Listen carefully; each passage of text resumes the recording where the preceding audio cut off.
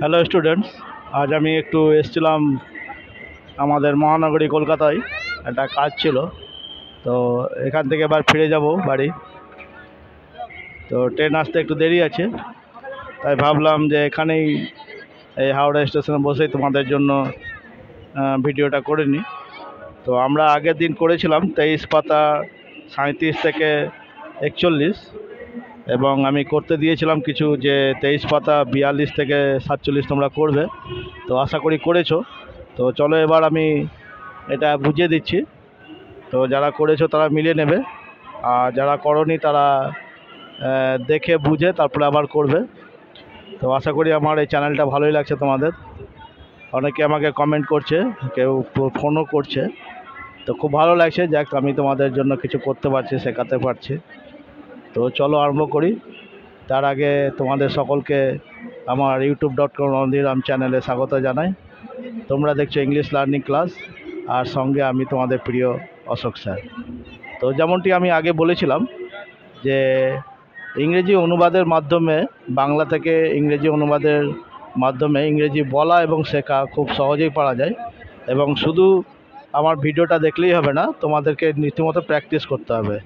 তো চলো কথা না বাড়িয়ে আরম্ভ করি। দেখো এখানে আমরা এই যে এটা করব 23 পাতা, এখান থেকে দেখো এখানে কি বলা আছে 42 নম্বর, এই খবরটি রটনা। তো প্রথমে সাবজেক্ট বার করতে হবে, তাই তো। তো কাকে বলে সাবজেক্ট? আমরা জানি যে সেন্টেন্স তৈরি করতে গেলে প্রথমে দিতে হবে সাবজেক্ট, তারপর ভার্ব, তারপর অবজেক্ট। তো সাবজেক্ট যার সম্বন্ধে বলা হয় বাক্যের মধ্যে তাকে বলে সাবজেক্ট। তো এখানে দেখো কার সম্বন্ধে বলেছে, এখানে বলেছে খবরটির সম্বন্ধে, এই খবরটি, তাহলে এটাই হবে সাবজেক্ট, দিস নিউজ। এবার কি দেবো সাবজেক্টের পর? ভার্ব দিব। এখানে কি বলছে? এই খবরটি রটনা, মানে এই খবরটি হয় রটনা। যেমনটি আমরা জানি যে বাংলাতে ভার্ব ভুজ্য থাকবে, কিন্তু ইংরেজিতে ভার্ব কখনো ভুজ্য থাকবে না। এই খবরটি রটনা মানে হচ্ছে এই খবরটি হয় রটনা। তো দিস নিউজ এটা দিয়েছে সাবজেক্ট, আর হয় ইংরেজি ইজ দিলাম, এটা ভার্ব।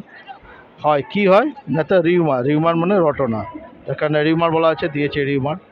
তাহলে হয়েছে subject, verb, object, this news is rumour. ঠিক আছে। এবার দেখো এখানে বলছে এই খবরটি সত্যি, কার সম্বন্ধে বলেছে? সিমিলারলি এই খবরটির সম্বন্ধে, তাহলে প্রথমে কি দেবো? দ্য নিউজ দিয়েছি, দ্য নিউজ। এবার এটা সাবজেক্ট হলো, এবার ভার্ব দিতে হবে, এটা ভার্ব, ইজ ভার্ব দিয়েছি। হয় কি হয়? এটা তো সত্য, সত্য ইংরেজি ট্রু দিয়েছি। দিস নিউজ ইজ ট্রু, তাহলে সাবজেক্ট হলো, ভার্ব হলো, অবজেক্ট হলো। এবার 44 নম্বর কি বলেছে? সততা ও দয়া ভালো গুণ। তো কার সম্বন্ধে বলেছে? সততা ও দয়ার সম্বন্ধে। তাহলে অনেস্টি অ্যান্ড মার্সি, সততা ইংরেজি অনেস্টি, আর দয়া ইংরেজি মার্সি দিয়েছি। অনেস্টি অ্যান্ড মার্সি এটা দুটো মিলে হলো সাবজেক্ট, এটাই subject. Is verb, good virtue, virtue মানে গুণ, এই এতটা হলো অবজেক্ট। গুডটা অ্যাডজেক্টিভ, এটা নাউন। যে ওয়ার্ডের দ্বারা কোনো কিছু নাম বোঝায় তাকে নাউন বলে, বলেছি যেমন আগে। তা গুণ একটা নাম, জিনিস, একটা নাম বোঝাচ্ছে। তো আর এ কার সম্বন্ধে বলেছে? কেমন ভার্চু, অর্থাৎ গুড ভার্চু। আর এ নাউনের সম্বন্ধে বলেছে, তাহলে এটা অ্যাডজেক্টিভ, এটা নাউন, সবগুলো মিলে হচ্ছে অবজেক্ট। তাহলে হলো honesty and mercy is good virtue.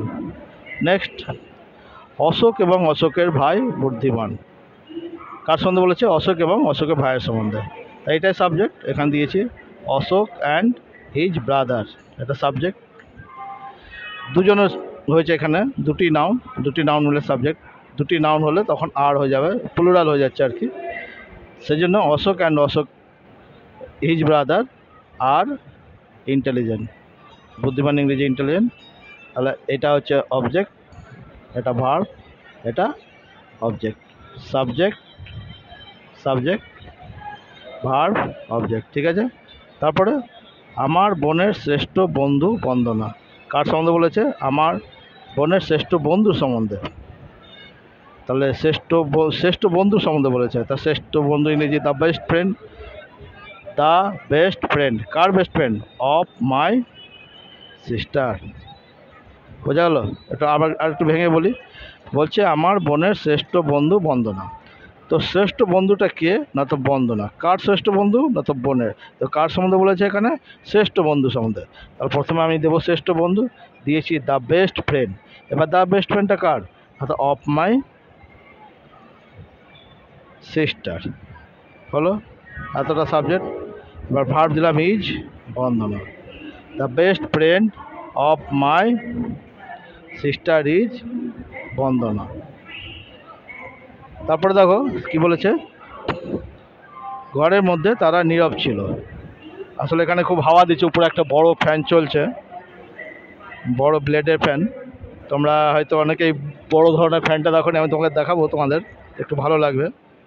তা আগে এটা করে নিই। দেখো ঘরের মধ্যে তারা নীরব ছিল। তো কার সম্বন্ধে বলেছে? তারা, তাদের সম্বন্ধে। তো এখানে দিয়েছি তারা, তারা ইংরেজি দে সাবজেক্ট, দেটা প্লুরাল, সেজন্য এখানে ভার্ব দিয়েছি ওয়্যার। দে ওয়্যার, কেমন ছিল তারা? Silent, adjective. কোথায়? In the house. ঠিক আছে, they were silent in the house. দেটা প্রোনাউন সাবজেক্টিভে কাজ করেছে, এটা ভার্ব, এটা অ্যাডজেক্টিভ। সাইলেন্ট, কারা সাইলেন্ট? কাদের সঙ্গে বলেছে এই ওয়ার্ডটা? এদের সঙ্গে, তারা সাইলেন্ট। তাই যে ওয়ার্ড নাউন বা প্রোনাউনের সঙ্গে বলে তাকে অ্যাডজেক্টিভ বলে, দিয়েছি এখানে। তারপরে দেখো, আচ্ছা এটা হচ্ছে প্রিপোজিশন, ঠিক আছে। আর এটা ইন দ্য হাউস, এটা অবজেক্ট, ঠিক আছে। তো এতটা আমি দিয়েছিলাম কালকে, তোমরা আশা করি করেছো। হ্যাঁ, এবার মিলিয়ে নেবে যারা করেছো।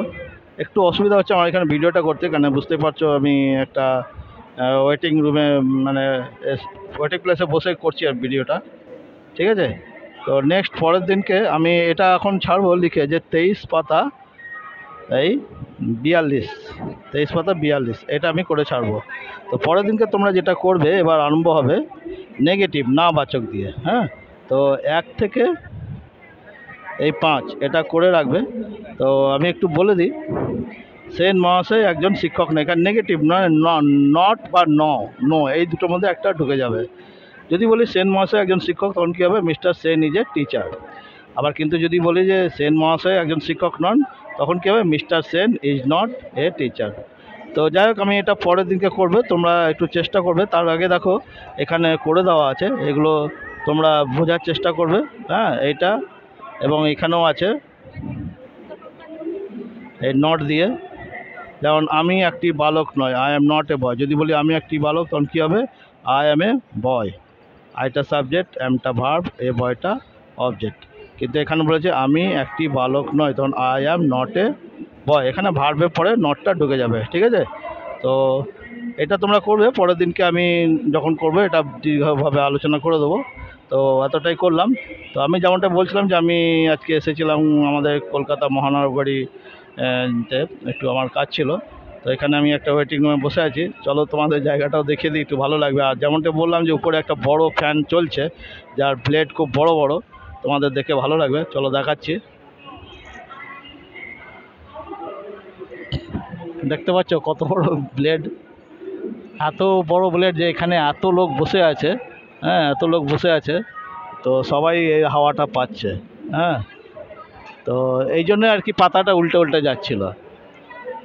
তো ঠিক আছে, যাই হোক, আর বেশি মানুষের ফটো দেখাও না, তারা বিরক্ত হতে পারে। তো যাই হোক, এটা করবে তোমরা। তো আশা করি ভিডিওটি ভালো লেগেছে তোমাদের। যদি ভালো লেগেছে তো অবশ্যই লাইক করবে, শেয়ার করবে এবং সাবস্ক্রাইব করবে। আর যেমনটি কমেন্ট বক্সে তোমরা কমেন্ট লিখে পাঠাচ্ছ, অমনি কমেন্ট করবে, ঠিক আছে। বেশ, তাহলে hello students, bye, good bye. I will see you again next video. Okay, thank you. Bye.